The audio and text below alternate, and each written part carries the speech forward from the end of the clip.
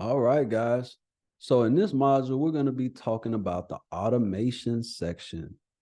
All right. So when you go to the automation section, you have a couple options, but the main option we have here is the workflow option. All right. So this is when you're able to take a contact and with a click of a button, you're able to throw them in certain workflows. Right. So what are workflows? So workflows are automation sequence that are made up of a bunch of different things, whether that's text messages, emails, a lot of different things. It can be even phone calls.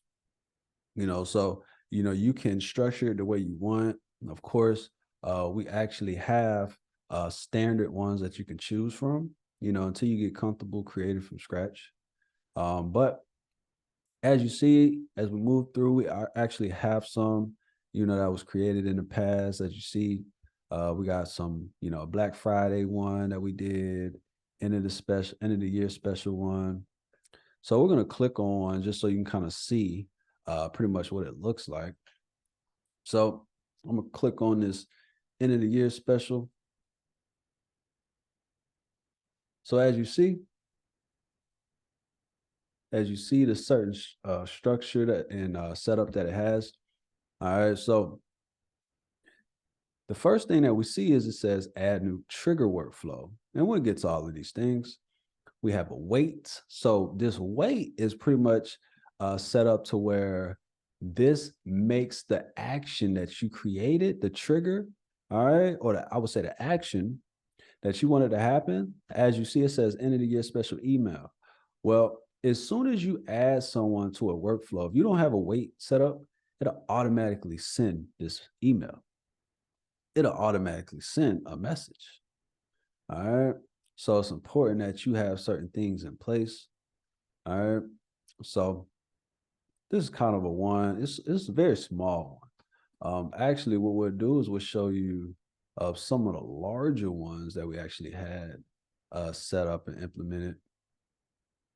So I'm gonna come over here to our archives. All right, so we'll click on, let's see, this one right here. All right, so this is a full blown out automation workflow. All right, so as you see, add registration tag.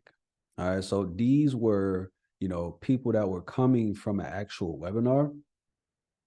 All right, so whenever they sign up for the webinar, they'll come directly through this funnel. All right, so the first thing that happens to them is they get tagged with a registration tag.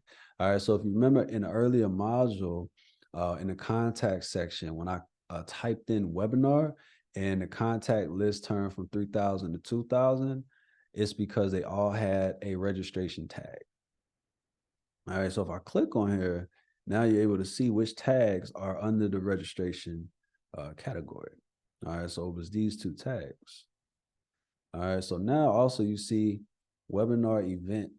All right, we actually had this whole thing structured around the actual date of the webinar. This is important because you're able to set up all your messages and your emails to where it's going to send out leading up to this webinar.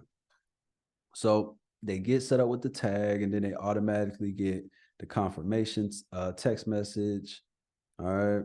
So as you see, it says, hey, and then in these signs, it says contact name. So this is important because when they're filling out the webinar information, one of the things we're asking for is their name.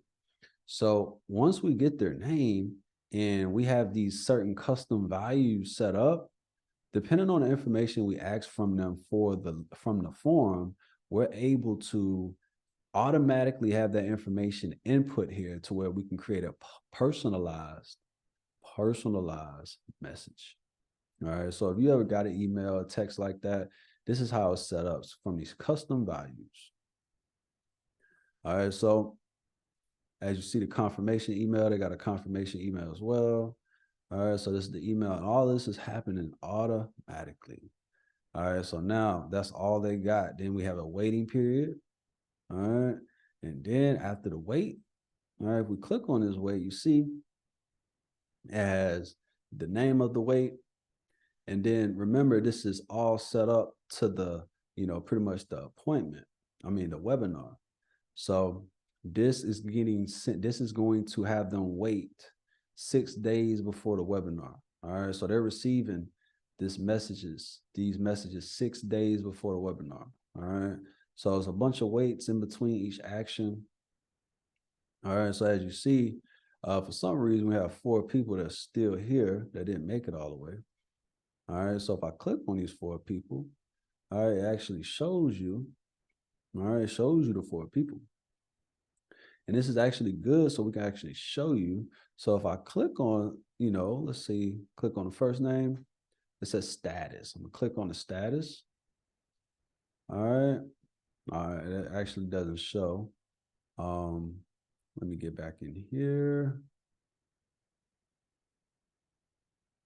Enrollment history. All right, here we go. This is the information that I wanted you to see.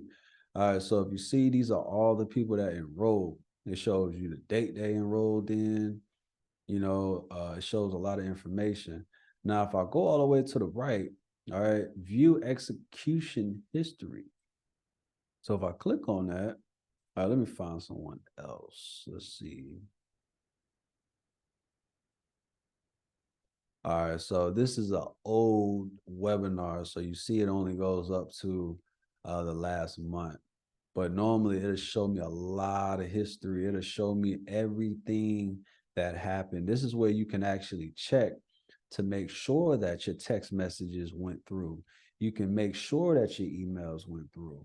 You can definitely do a lot. All right. So now that we know what a workflow looks like, time to create a workflow. All right, so now what we did, we clicked back out of workflows. So now we're going to come up here to where it says create workflow. All right, so as you see, you can create from scratch. You can, use some of these basic ones, which I would recommend, especially starting out. All right, you see you have a receipt plus appointment booking. So this is definitely for people that are booking on an appointment on a calendar. And then we have another one to where, people are, getting their receipts and then they're getting their appointment confirmations plus a reminder. All right. And then it just kind of keeps going, different ones. We got a receipt. All right. Plus, we have the email drip sequence. All right. So a lot of different sequences. All right. So let's click on some of these basic ones so you can kind of see how it goes. So I think one of the basic ones that everyone will probably want to use is the appointment reminder and appointment confirmation. So I'm going to click on select. All right. So as you see up top, the trigger is an appointment. And then down here, as soon as they go through and make their appointment, we can click on the confirmation email, or they're getting a confirmation email. All right, so it's already set up. It's set up just how it needs to be. All right, so this is perfect. You actually don't have to do anything. It's pretty standard. All right, you just got to add your email. All right, add the person's name that you wanted to come from. All right, you can make some changes, but it's pretty much set up. All right, then it's now they have a 24-hour waiting period before they're going to receive this email right here. So it's a reminder. All right, 24-hour reminder. And then they have a hour reminder and an hour text message. All right, and then you have a 5-minute reminder and then finish line, time for the call. So these are good, guys, to help them not forget. All right, so now, how do you make sure that this is set up properly? So pretty much what we'll do, we'll click on appointment. All right. So as you see, it's already set up on appointment, but you can change it. But, appointment, you probably want to just leave it as is because it's already set up for an appointment. All right. Workflow, trigger name, appointment, we leave it. Now, these are the key points. All right. So filters, event type. All right, that's pretty standard. Put normal. All right, then over here it says appointment status is confirmed. All that is good. We'll leave that as is. You don't need to change anything. We need to add. All right, so we're going to click add filters. Now we're going to hit select. All right, so how? All right, what are the standard fields? All right, so how are we going to know the appointment? All right. So is it a tag? Is it a calendar? Is it a modified by? Is it a custom field? So appointment goes hand in hand to calendar. All right. So pretty much what we're going to do is we're going to click in calendar. All right. Then we're going to hit select. Now, guess what? These are all our calendars that are popping up. All right. So if I want to hit the new calendar, I just create it. Now, anybody that signs up for the new calendar that I created is going to come through this workflow. So I'm gonna hit save. All right. So how do I make sure that this is working? So first I'm gonna hit save. And then I'm gonna hit publish. And then I'm gonna hit save again. So now this workflow is live. All right. So I'm gonna name this workflow. That way I know which one it is. So I'm gonna hit test. All right, I'm gonna save again.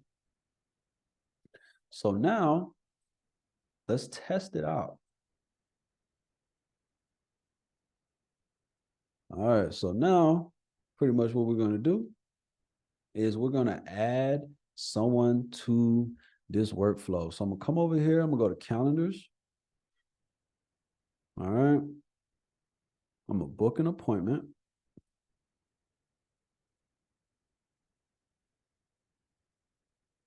All right, so test, we hit final. All right, we hit test.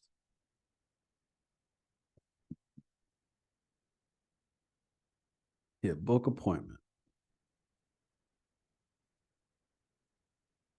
All right, so the appointment is booked. So now I'm gonna come over here back to workflows. And I'm going to look for my workflow that I created. All right, so as you see, this is my workflow I created. Total enrolled 1, active enrolled 1. So what I'm gonna do is I'm actually click on the person that's enrolled, enrollment history. So boom, as you see, the contacts here, date enrolled, boom. All right, so if I come over here and click on view execution history, and now it shows me everything that happened. All right. So what happened? All right. So as you see, let's see. Added to workflow. He got added to the workflow.